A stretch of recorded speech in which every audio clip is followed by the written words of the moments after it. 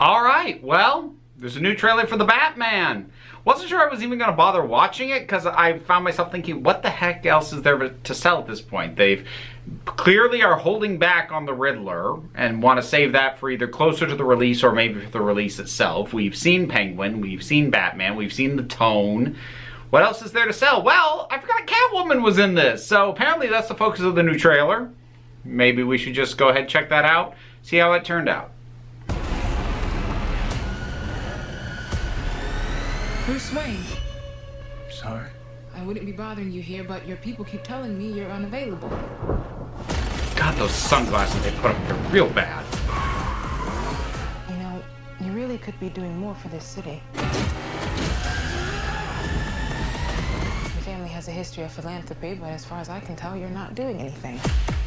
Wow, he's so emo. I have to talk about that. Nice hit. The Riddler is asking for you. The killer left this for the Batman. Why is he writing to you? You came. I've been trying to reach you. Riddler's latest. It's all about the Waynes. If we don't stand up, no one will. You got a lot of cats. I have a thing about strays. Okay. The bat and the cat. It's got a nice ring. You a new friend of yours? I'm not so sure. So they're kind of kick I'm heavy. here to unmask the truth about this cesspool we call a city. You're part of this too. The kick heavy Oh, my flippy Lord, combat this- I'd expect. Oh, you're really not as smart as I thought you were. Bruce Wayne. All these years, you lied to me, Alfred. Oh God, I secrets. have lost scars, Bruce. You're still a Wayne. He's involved in this? No, he's not involved. How do you know? He's a vigilante. Who are you under there? What are you hiding? Selena, don't throw your life away. Don't worry, honey. I got 9 of them.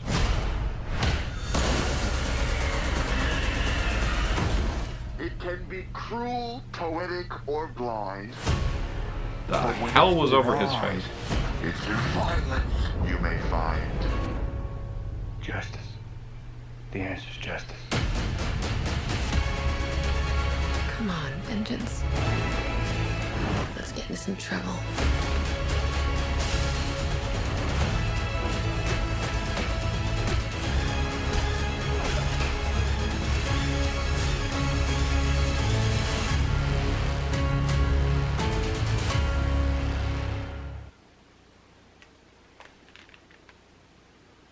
Yeah, I don't know about this.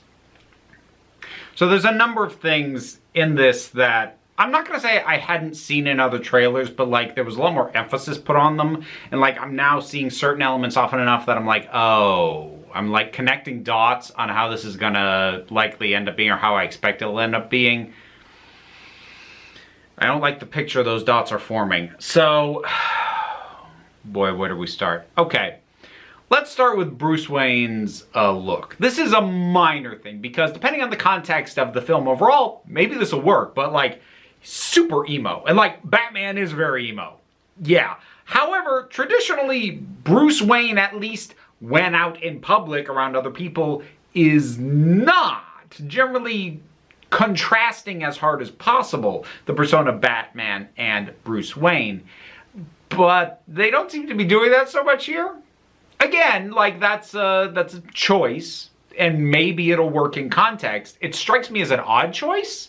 Not that like Bruce being the philandering playboy is like the most important thing, but it is a staple.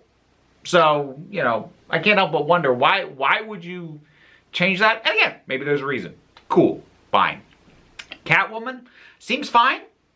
Seems fine. Got the right attitude. Catwoman needs to be cocky. If nothing else, she needs to be cocky. She is. She's got, like I said, the kind of action scenes I fully expected. You know, if you didn't see the video I did breaking down how women are depicted in action scenes, it is lining up exactly with the kinds of patterns I saw in that. It's going to take a lot for me to be impressed with action scenes featuring women again. Not that they aren't good, but that, like, I've seen so many of the same patterns now. I might have accidentally ruined them for myself. Ah, crap. And then there's the Riddler and the things that seem to be tied into that.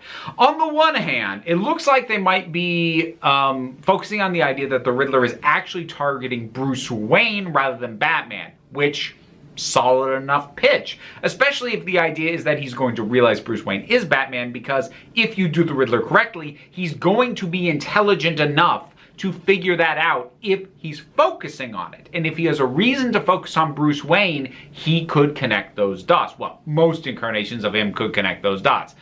Still don't really know about this incarnation, so there were a few things. That moment, the first moment where I was like, alarm bells going off, where I'm like, oh God, was when Bruce turned to Alfred and said, "You lied to me." I'm like, oh God, no.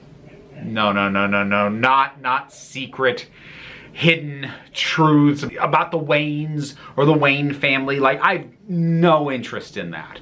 I want to see Batman be Batman. I want to see him working the case. And I can't think of too many times that secret revelations about Batman's past have ever yielded anything good. I can think of a couple of times where stuff that the audience didn't know yielded some interesting stories, like Batman Mask of the Phantasm. I cannot think of any story where, like, there was a big secret kept from Bruce that was like, ooh, yielded actually a good story. And don't tell me Court of Owls. I'm sorry. Court of Owls fell apart badly. And it fell apart the more it got into the idea that there were secrets, unknown secrets about the Waynes and Bruce Wayne's parents in particular. The more it lent on that idea, the worse that storyline got.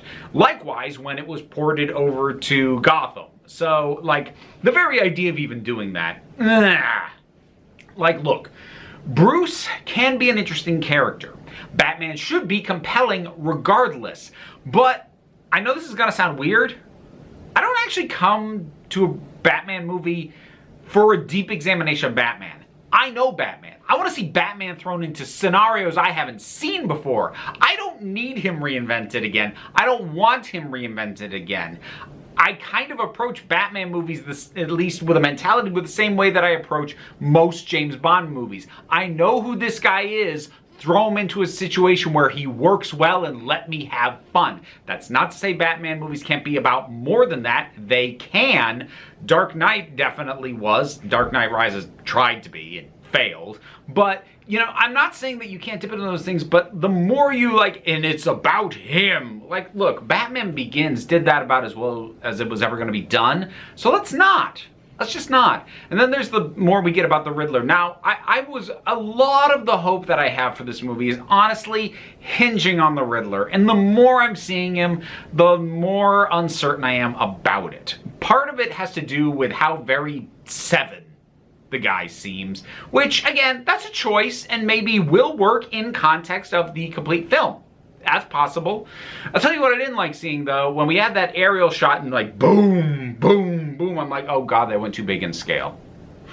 Because for me, if you're gonna do the Riddler, it has to be a mystery. It has to be something that exercises Batman's brains and his detective skills more than anything else. And there has been talk since the very beginning when this thing first started filming about focusing on the detective aspect, and I'm still clinging to some degree of hope for that. But when you show me that he's blowing up huge chunks of the city, that to me feels more like Heath Ledger's Joker. I want a Riddler who is smarter than anyone else in the room, but is not a citywide threat. That's not what the Riddler is. The Riddler is a challenge to those who go after him. But he's not here to take over the city. That's not what he's good for. And I'm not even talking about characterization. I mean, as this kind of character, that scale of ambition and destruction doesn't fit his MO. It just doesn't. At least for me. I can see why someone would think it would. Like, He's got these riddles, and if you don't succeed, he'll blow up half the city. Like, yeah, okay, but what makes the Riddler work when he does work is that riddles aren't just a gimmick, they're an obsession. He sees the world through the lens of riddles. He sees the world at a micro level with hyper focus. Not this massive expanded, how much is the most destruction and what are the biggest waves I can cause? That's not who he is. At least that's not who he is when I like him.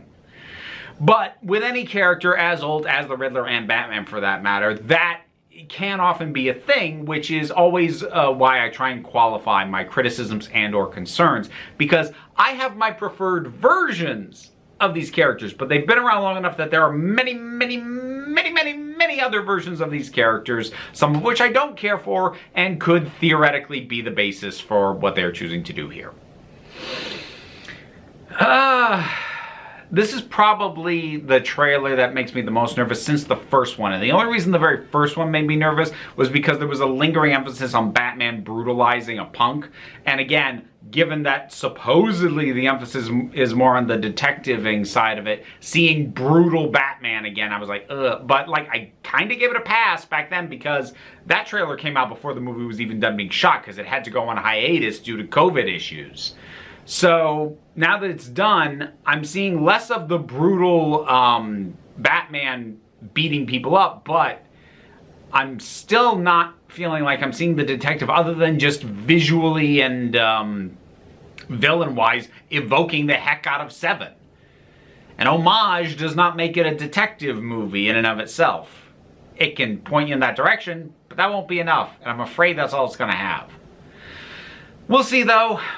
The Batman, what'd you think of this trailer? Whatever your thoughts are, drop something down in the comments. Let's talk about it. I got a Patreon if you feel like supporting me. Also a link in the description, plus links to other stuff as well. Other things I do, social media, links to the book I wrote, my P.O. box address, etc., etc., etc., etc., etc., etc., etc. Don't worry too much about it though. Take a relaxed attitude around here so you can just come on back next time you need a break.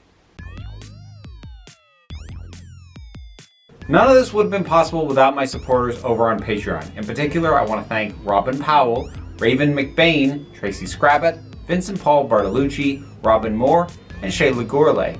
If you'd like to hear me possibly mispronounce your name, maybe consider looking at the reward tiers over on the Patreon. But either way, don't worry about it too much. Take care of yourself.